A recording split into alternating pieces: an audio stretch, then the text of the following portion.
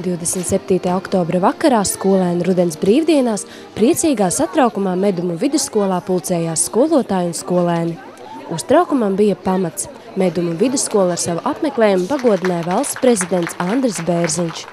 Prezidenta vizīte aizsākās Daugavpilī, kur viņš apmeklēja Daugavpils universitāti, Ditona pievatķēžu rūpnīcu un Daugavpils cietoksni.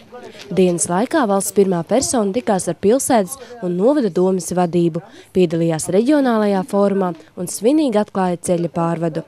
Vizīte tika noslēgta Daugavpils novadā, kur prezidents vēlējās apmeklēt lauku skolu, un šoreiz laimīgā loza krita uz Medumu pagastu.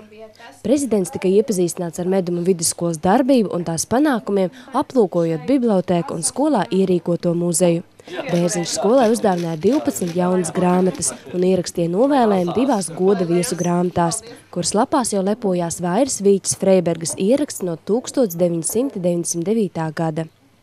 Skolas aktu zālē vidusskolas kolektīvs sarūpēja viesiem svētku priekšnesumu.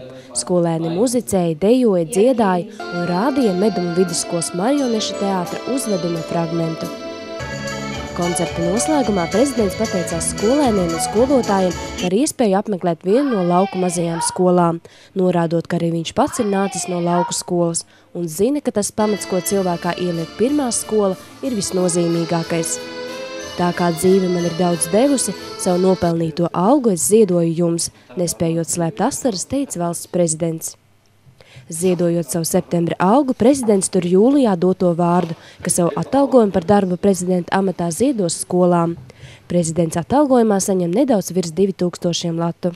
Man tā pārliecība ir tāda, ja to valsts var saglabāt, tad viņi no laukiem tā saglabāšana. Pilsētas jau paliek, viņš jau ir nevairs internacionāls, viņas ir globāls, kas Rīgu vairs pa Latvijas pilsētu, viņi nekad nebūs arī. Bet tas arī nav slikta vieta, kur tu vari pārliecināties, kāda tā pasaule ir. Jautājot par iespaidiem Latgalē, valsts prezidents atzina, ka ir labāk nekā viņš gaidīja. Tas uzstādījums, ka tur kaut kādi, man tas vispār izraisa izbrīnu, ka tāds nostādījums tur kaut kāds depresīvais, tā kas ir depresīvs. Sēdēt pagrabā un ēst narkotikas vai dzīvot svaigā gaisā un ēst rupi maizi, kas ir depresīvs, tad jautājums, kas kurām, acīm redzot, kas kurām vajadzīgs, bet šeit es domāju, ka tā attīstība ir. Paldies. To es arī jums novēlu. Noslēdzot vizīti, Andris Bērziņš vēlreiz pateicās Medumu vidusskolai par sirsnīgo uzņemšanu, novēlot skolai un Daugavpils novadam attīstību un virzību augšup. Mēs tajā lielpilsētā centīsimies darīt visu, ko spējam un saprotam. Ja mēs kaut ko darām nepareizi, tad nebaidieties to teikt. Atvadoties noteica valsts prezidents Andris Bērziņš.